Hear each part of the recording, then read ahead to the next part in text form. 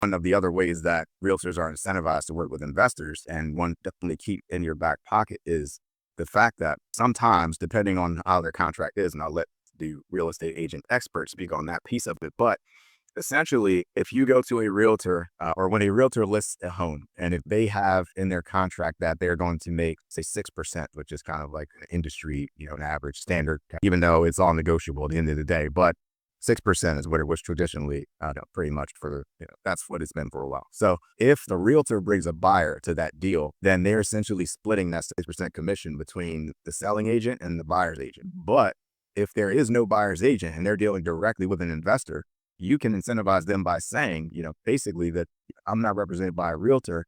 And if this deal goes through, you can keep the commission. I'm not interested in the commission. I want the deal.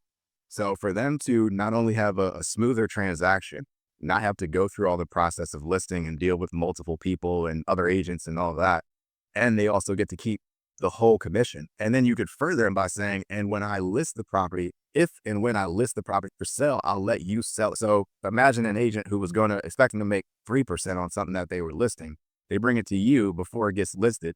They get both sides of the commission. They're making 6%. And then you're going to list it with them again at that higher market value after you improve the property. That's a good proposition for them to want to lock in and do deals with you. It's interesting when someone is incentivized financially to advocate on your behalf for you getting the deal over other buyers. It's interesting to see what happens. So just utilize these tactics. It works in your favor.